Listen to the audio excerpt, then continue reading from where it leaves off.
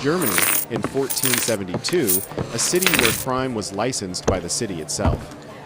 This is the city-owned brothel, an official municipal institution deemed a necessary evil. The city council sanctioned its operation and pocketed the profits. But when a prostitute named Els was forced into a violent late-term abortion by her keepers, the meticulously constructed system of hypocrisy broke wide open. Els's quiet courage triggered an investigation that didn't just expose individual wickedness. It laid bare a horrifying system of systematic beatings, deadly disease, and relentless exploitation that the city not only tolerated, but actively encouraged for financial gain. This is not a story about abstract morality. This is about money, power, and a horrifying truth. That for centuries, social stability was built on the suffering of others.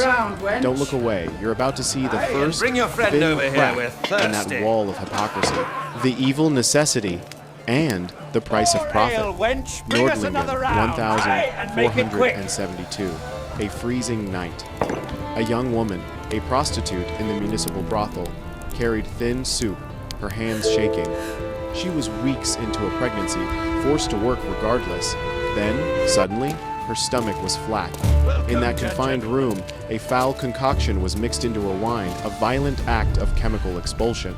Who did this? And why was an entire city, the magistrate, the council, the treasury, profiting from a corruption so deep it enforced near homicide? Her name is Els. Her simple, devastating testimony will become the key that will unlock a door the entire city council wanted sealed shut. Stay with me, because after the third knock, every hidden secret will finally crumble. Mankind calls prostitution the world's oldest profession. But the powerful church, the moral engine of medieval society, had a different, more cynical label. An evil necessity, malum necessarium. This concept was the intellectual and spiritual bedrock upon which the municipal brothel was built. Priests and scholars argued that men's supposed uncontrollable, sinful urges had to be safely directed somewhere, an outlet to prevent a far worse moral and social catastrophe, like corrupting respectable wives or committing the gravest sin, sodomy. The conclusion was stark and merciless. To maintain the facade of social order and protect the purity of the respectable classes, one group of women must be designated to carry all the filth, the shame, and the spiritual burden of the entire city's compromise. This institutionalized sacrifice was seen as the cold, practical cost of stability. The odor of this profound, self-serving hypocrisy hung thick in the air. The city council, in this view, wasn't just collecting revenue. They were acting as moral custodians, protecting the greater good at the expense of a few nameless women. Their profit was simply the reward for maintaining order. And then the so-called necessary evil stopped being theory and landed on a single body. From that foundation, Elsa's story drops us into the next chapter. Forced abortion and the lie of protection. Forced abortion and the lie of protection. The horror that unfolded for Els was the inevitable product of a system built on total power and zero accountability. Els, originally a vulnerable young woman, was brought to the house as a kitchen maid. To our prosperity. The keepers, the brutal Lionheart Freyamat and his partner Barbara Tarshenfeiden, quickly saw the profit potential in forcing her into sex work, a common, quiet breach of contract. Once she was in the system, she was trapped. If she dared to utter the word no, the stinging lash of the belt or the cruel bite of the bullwhip said yes for her, a chilling daily reminder of where all the power lay. Cities across Europe readily licensed, regulated, and even owned these brothels, a testament to the powerful allure of their tax revenue. The income funded bridges, fortifications, and public works. To maintain a shred of respectability, the houses were universally pushed to the city limits, strategically placed near the executioner's house, near the gallows. On paper, city contracts stipulated rules forbidding blasphemy, and keepers had to swear solemn oaths. But in practice, who was truly protected by these flowery, legalistic documents? Certainly not the women. When Els became pregnant by a client, the keeper's ruthless partner, Barbara, decided her fate. A pregnant prostitute was an unproductive asset, a drain on revenue. Coming with me, woman. Barbara mixed a vile, powerful cocktail: dyer's weed and wine, a known, violently effective abortive agent. She forced Els to consume it. The pain, as Els later described, was excruciating, a searing agony. The fetus, tragically, was nearly 20 weeks developed and was brutally expelled. Given absolutely no time to recover, barely coherent from the ordeal and pain, Els was immediately pulled back to work. For the keepers, this was cold, pragmatic business. Money had to be made from fresh wounds, from the blood and trauma still clinging to her body. This act, sanctioned by the silence of the city's profit motive, I hereby was the breaking swear point. upon this holy But book wounds don't that stay I shall hidden beneath uphold the the blanket laws of of this profit for city, long. so help me As God. truth seeped through the brothel's walls, the first voice broke into a scream, opening the next act. The scream that broke the silence. The cover-up failed immediately because the evidence was too visible and the trauma too large to hide. A fellow prostitute, Barbel von Esslingen, a woman hardened by the same life, yet possessing a sliver of conscience, was the one to first find the body of the fetus lying tragically on a bench in Els's room. In a house where secrets were the currency of survival, this was one horror Barbel could not keep silent about. She started whispering. The information flowed out of the brothel walls with the clients, and soon tavern patrons across Nördlingen began to notice something amiss. They commented that the one who was big is now small, the crude but unmistakable observation that something terrible had happened. The gossip was too persistent, too loud, and eventually the whispers reached the ears of the city council. This was no longer a private matter. It was a public scandal that threatened to expose the fragility of the entire profitable enterprise. We have to leave Two now, city officials sent less for justice than for immediate damage control visited the brothel. They delivered a chilling warning to the keeper, Lionheart Freyamat, that an official investigation was imminent. Enraged, his authority questioned, and his revenue stream threatened, Lionheart rushed immediately to Els. He delivered a savage, severe beating, attempting to instill the fear that had kept the women silent for years. But on that day, Els was transformed. The loss of her child, the physical pain, and the sheer injustice coalesced into a fierce, protective defiance. She didn't cower. She screamed back at him with an astonishing, fearless clarity. "You must chop off my arms and legs to keep me from testifying." It was a declarative statement of total resistance, and that single scream echoing through the halls of the brothel became the first true crack in the system's wall. Lionheart and Barbara tried one last, desperate deal. They offered to clear her enormous engineered debt and allow her to leave the brothel for good, provided she stayed silent. Els accepted, seeing a chance for freedom. However, before her dawn escape, she made a crucial decision. She confessed the entire plan, along with the full devastating truth, to another trusted woman, Margaret von Biebrach. A sliver of uncontainable truth had broken free. That was enough. A scream doesn't just rattle tyrants, it unlatches the door to justice. From here, the investigation had to open, and the machinery of debt and violence would stand exposed. The uncovered system of abuse and debt. With Els's confession secured and public pressure mounting, the city was forced to initiate a formal investigation. The very first charge, aimed squarely at Barbara Tarschenweiden, was for homicide, or the destruction of a soul, Seelenmord, as a late-term abortion was viewed under the severe legal and spiritual codes of the time. Crucially, Els, protected by her courageous public testimony, was not implicated. She was able to describe with heart-wrenching detail the deep, inconsolable grief she felt for her lost child. This initial focus on the abortion, however, quickly became the catalyst for uncovering a rot far deeper and more systemic. As the inquiry broadened, the horrific full scale of the brothel's operations was laid bare. Spurred by Elsa's bravery, almost every woman in the house came forward. Their testimonies painted a consistent and shocking picture of systemic brutality.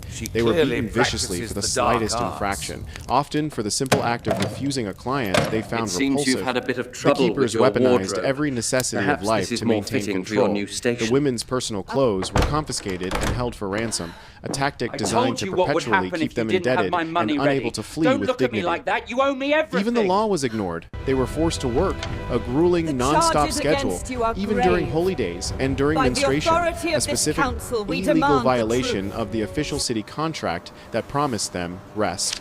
Though the city contracts promised extra food during menstruation, the women were instead fed disgusting slop, barely edible, rotting food, and were charged absolutely exorbitant prices for every cup of wine and every meager meal, ensuring their debts ballooned exponentially. Lionheart, the ruthless accountant, even invented a charge called sleeping money, a fee levied on the women if their overnight client failed to show up, penalizing them for lost revenue. They were, by design, locked in an inescapable, soul-crushing cycle of debt, exploitation, and violence. The only final exit from that house, for many, was not freedom but the coffin, succumbing to disease, exhaustion, and physical abuse long before their time. The investigation revealed that the city was not merely licensing a business, it was actively enabling a sophisticated and profitable engine of human slavery. Yet the visible brutality was only half the hell. The other half was an invisible plague creeping from bed to bed, pushing us into the medical and moral price no one wanted to claim. A lovely Disease, for the judgment, and the final price. Amidst the internal scandal of abuse, a far greater invisible crisis loomed, the terrifying spread of the foreign disease, what we now understand as syphilis. Since its explosive appearance in the late 15th century, no one wanted to take responsibility for this horrifying, disfiguring plague. In a frenzy of geopolitical and religious blame, the French called it the Neapolitan disease. The Russians blamed the Poles. But in the end, in the narrow confines of Nördlingen and everywhere else, everyone blamed the women. The entire disease, this unknown deadly scourge, was pathologized as a direct consequence of their sin. The powerful church declared it a divine punishment, a direct physical manifestation of the wages of sin, and the ultimate, inevitable consequence of Eve's original transgression. The attempts at a cure were as terrifying as the disease itself. Medieval doctors prescribed poisonous mercury to be rubbed directly into the sores, a heavy metal that caused neurological damage and organ failure. They used leeches. Some folk remedies even advised desperate men to hit their genitals with a heavy object to shake the illness out. These horrifying remedies only multiplied the suffering, turning the brothel into a charnel house where women often died slowly, poisoned both by their clients and their supposed healers. The foreign disease was the ultimate, inescapable price of their existence within the system. Finally, the municipal investigation concluded. The council was forced to act, publicly sacrificing the keepers to protect the city's own reputation. Lionheart Freyamot and Barbara Tarshenfeiden were permanently banned from the city, forbidden from ever returning to Nördlingen or operating a business again. For the crime of the late-term abortion, deemed the most severe, Barbara was publicly branded on the forehead. The hot iron seal was a permanent, visible mark of the city's judgment, a public spectacle designed to show the populace that justice had been served. Yet, immediately after the decisive actions of 1472, a crushing silence returned. No one bothered to record what happened to Els or the other women. The files closed, the paperwork was archived, and the council had, in their own estimation, punished the keepers and protected its own conscience and treasury. We are left with the most profound, cynical question. Who compensated Els for her stolen youth, her lost child, and her lifelong trauma? The city's elaborate self-correction mechanism only activated when the scandal was too loud to be ignored. This entire episode proved a chilling, enduring truth. Local ties, civic pride, and guaranteed profit often weighed far more than a single disposable human life. The legal file snapped shut, but the moral ledger remained open.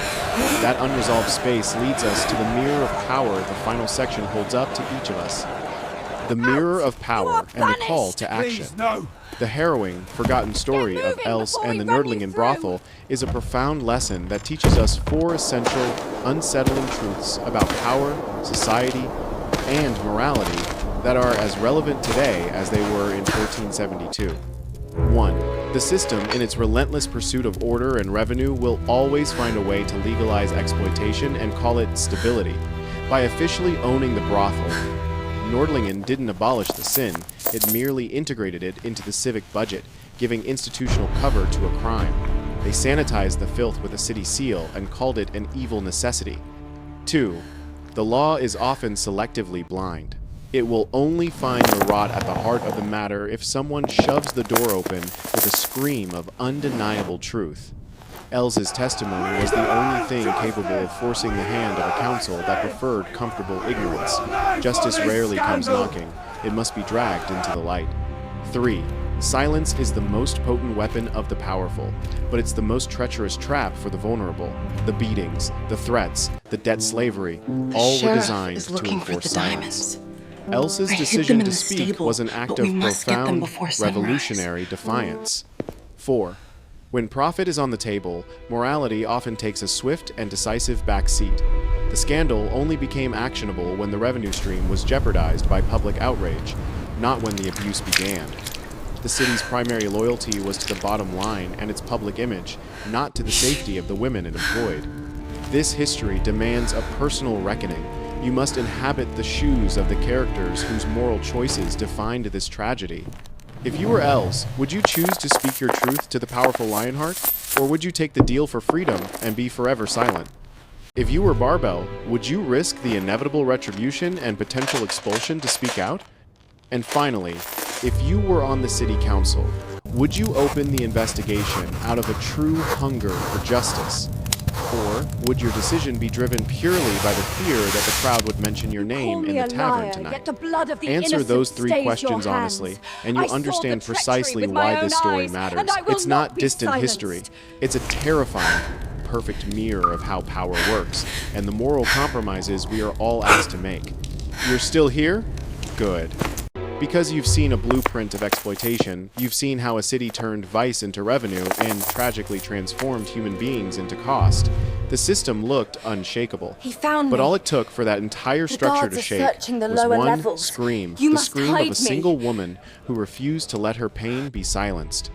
The first crack in any wall of oppression is always thin, but one day, with persistence and the light of truth, it will be wide enough for the light to get in. If you want more stories of those whom history forgot, those who fought back against silent, institutionalized injustice hit, subscribe. Then, let me know in the comments, if you were Barbell, knowing the risk, would you speak? Your answer is a window into your own moral courage.